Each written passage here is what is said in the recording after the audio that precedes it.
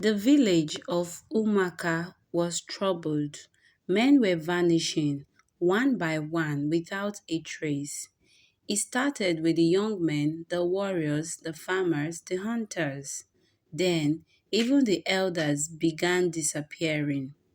Some believed the men had fled, others whispered about evil spirits, but no one suspected Eberi.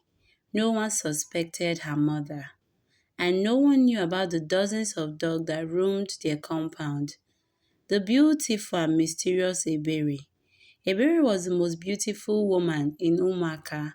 Her dark flawless skin glowed in the sun. Her eyes were deep and hypnotic. Her smile could make any man weak. Her, but no man would lay with her was ever seen again. The village men whispered about her at the palm wine joint. She's too beautiful to be normal. There is something about her, something dangerous. But their desires always overpowered their fears, and so one by one they fell into her trap. That night, Adela, the son of the village chief, knocked on Ebere's door. He had always been warned to stay away from her, but tonight her beauty had enchanted him. Ebere opened the door, her eyes gleaming in the moonlight. I knew you would come, she whispered. She took his hands and led him inside. Adele never came out again. But the next morning, the villagers noticed a new dog in Ebere's compound. A big, muscular dog with familiar-looking eyes that looked just like Adele's. Ebere, in the middle of the night, deep inside Ebere's hut, she sat on the floor whispering incantation. Her mother, Mamugo, stood beside her smiling. You have done well, my daughter. Ebere nodded, her fingers caressing the head of her newest pet. The large dog whimpered. It recognized his new form. It tried to speak, but all it could do was just bark. No man can ever satisfy you, my child, Mamugo continued. They are only useful as pets. Ebere smiled. She looked around at the dozen of dogs roaming around her. They were once men who had touched her, men who had desired her, and now they would serve her forever. The village could no longer ignore the disappearance. The elders gathered in a meeting. We must find what is happening with our men. One man, Obioma, stood up. I saw something strange. The others turned to him. Ebere has too many dogs. Every time a man disappears, a new dog appears in her compound. A chill ran down through the elders. Are you saying she turns men into dogs? One of them whispered. I do not know, Obioma said, but we must find out. And so that night, the villagers decided to watch Ebere's hut. They would uncover the truth, but some truths are better left buried. The village of Umaka was restless. The elders had made a decision. They would watch Ebere's compound. That night, Obioma the hunter hid behind a large tree with two other men, Okeke and Nnamdi. They had seen too many men vanish. They had seen too many dogs appear. And now they would uncover the truth. The moon was high when they saw Ebere step outside. She was wearing a red wrapper, her body glowing in the moonlight. She walked to a large clay pot at the center of her compound. Then she began to chant. The men held their breath. Suddenly, the dogs in her compound began to howl. The clay pot shook violently, and then a shadow emerged. It was her mother, Mamugo. Her old body was covered in strange marks. She lifted a black powder and blew it into the air. They will never know, Mamugo whispered. The men would come to you, and they will never leave. Ebere nodded, her lips curled into a smile.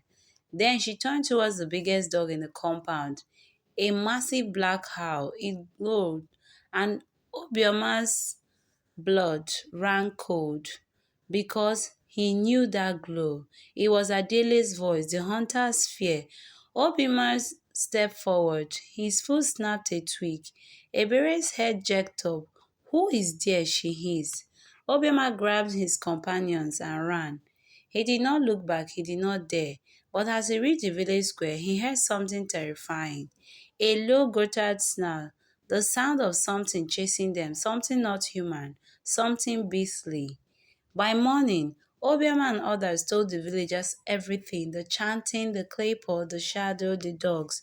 The others were silent for a long time. Then the chief spoke. We will confront her. We will enter her compound and demand the truth. The villagers gathered. They were ready, but Ebere and Mamugo were already waiting, and they were smiling. The village elders arrived at Ebere's compound just before sunset. The air was thick with silence. Even the dogs, usually restless, stood still, watching. Mamugo sat on a wooden stool, her wrinkled hands resting on a strange black staff. Ebere stood beside her, smiling. What brings the great elders to my humble home? Mamugo asked. The chief took a step forward. We have come for answers. Our men are missing and they are disappearing. And yet, your house is filled with dogs. Mamugo chuckled. Dogs? They are just pets. What do they have to do with your missing men? The elders did not speak. They simply turned their eyes towards the largest dog, a black hound with human-like eyes. His gaze was filled with pain and recognition because it was Adele. Obioma stepped forward. Ebere, he said, his voice shaking, tell us the truth. Where are our brothers, our sons? Ebere's lips curled. She stepped closer, staring at Obioma with cold amusement. They are here, she whispered. Obioma's heart pounded. What do you mean? Ebere turned to the dogs and snapped her fingers. Immediately they stood up. A shiver ran through the crowd. Then they spoke. Help us! Free us! She did this. A scream ran through the air. One of the others fell to his knees. Chukudi, is that you? He gasped, staring at a brown dog that was whining in front of him. The dog's eyes were human, filled with sorrow, filled with pleading. Mamogo slammed her staff into the ground. The air shifted, the wind howled, and suddenly the sky turned red. Enough! Mamogo roared. The others staggered back, their mouths open, but no sound came out. Ebere laughed. Her voice was like a song of doom. No man can satisfy me, she whispered. No man can leave me. They all become mine. The ritual begins. Ebere raised her hands. The dog howled in pain. Their bodies twisted. Their shapes shifted. For a brief second, they looked human again, but then they collapsed back into the cursed form of her pet. The villagers screamed, some ran, some prayed, but the others stood frozen because they knew this was only the beginning. Ebere stood before the elders, her eyes glowing with unnatural power. The dogs, once men, circled her, their gazes filled with pleading sorrow. You want to break the curse? Ebere asked, tilting her head. Her voice was smooth, almost mocking. The chief elder, Obioma, stepped forward. Ebere, this abomination must end, he thundered. But Mamugo laughed. End? Foolish old man, do you not understand? This is only the beginning. She raised her staff and slammed it into the ground. Darkness swallowed the sky. The villagers gasped as a storm of dust twisted around them, and then a terrible howl pierced the night. One of the elders, Pamosu, clutched his chest. His eyes widened in horror. No! What is happening to me? He stammered. Ebere stepped closer. Your time has come, she whispered. Suddenly, his body convulsed, his limbs snapped, his skin twisted, and before the eyes of the screaming villagers, he became one of her dogs, a fresh addition to her growing collection. Obioma fell to his knees. Chineke, what kind of evil is this? Ebere smiled. The kind that cannot be stopped. Mamogo turned to his daughter. We have pleased the gods tonight, she said. Ebere nodded, her face glowing with satisfaction. She walked among her pets, stroking their furs. Each of them thought they could own me. Each of them thought they were different. Now they belong to me forever. Oblema clutched his fist. You are a monster, he spat. Ebere's expression darkened. You call me a monster? Obioma staggered back. What will you do now, elder? Will you fight me? Or will you become mine too? Obioma's blood ran cold because deep inside he knew this battle was already lost. The air was thick with horror. The village elders retreated, their faces pale with fear. Bere stood among her pets, once men, now trapped in the bodies of obedient dogs. Obioma, the chief elder, knew that they had to act fast. If they didn't, the village would soon be overrun with missing men, and Ebere's dark power would consume them all. We must go to the Dibia, he whispered urgently to the others. The Dibia, a powerful traditional healer who lived deep in the forest, was their last hope. That night, three of the bravest men from the village set out on a dangerous journey in the forest. The Dibia, a frail old man with piercing eyes and deep tribal marks, sat outside his shrine, as if he had been waiting for them. You are here because of the girl, the Dibia said before they could speak. The men gasped. Yes, Obioma answered. She is cursed. Every man she sleeps with turns into a dog. The Dibia nodded. It's not just a curse, my son, it is a punishment. A punishment? Yes, Dibia said. Her mother Mamugo made a deal with the dark spirits before Ebere was born. She wanted power, wealth, and beauty, but in exchange, her daughter would never be loved by any man. The men shrugged. Is there a way to stop it? The Dibia's expression was grave. The curse can only be broken with a great sacrifice. What kind of sacrifice? The Dibia's eyes darkened. The blood of her mother must be spilled by her own hand. Back in the village, Ebere was in her hut staring at her reflection in the mirror. She was beautiful, too beautiful, yet every time she looked at herself, she felt something missing. She could have any man she wanted, yet none of them ever wanted her. Suddenly, she heard a whisper in her ear, You are special, my child. She froze. The room grew cold. A figure appeared in the mirror, a dark shadow with glowing red eyes. You are not meant to love. The voice continued. You are meant to rule. Ebere trembled. But why do I feel so empty? The shadow chuckled. Because you have not fully embraced your destiny. Kill your mother and you will be free. Ebere's breath caught in her throat. Kill my mother?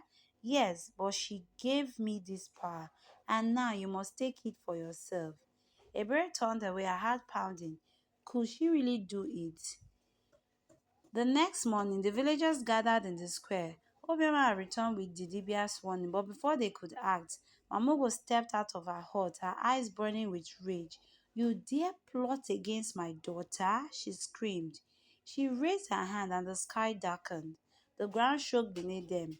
Ebere appeared beside her, but something was different. She wasn't smiling, she wasn't laughing. She was staring at her mother with a strange expression. Mama, Ebere whispered, Did you curse me? Mamogo flinched. Everything I did was for you, my daughter. Ebere's finger curled into face. Then why do I feel empty? That's because the price we paid. Ebere's heart shattered. She turned and saw the villagers watching. For the first time, she saw their fear, their pain, and in that moment she knew her mother was a true curse. Ebere lifted her hand, the dark power inside her swirled around her fingers. Mamogo gasped, Ebere, what are you doing? Ebere stared into her mother's eyes, ending this. A single tear rolled down her cheek, and then she struck. A deafening silence fell over the village square. The moment Ebere's power struck her mother, a sharp scream tore through the air, not of pain but of betrayal. Mamogo staggered back, clutching her chest, as dark energy crowded around her. Ebere, you dare? She gasped, her eyes wide with shock. Ebere's hand trembled as she felt the force of her attack drain from her finger.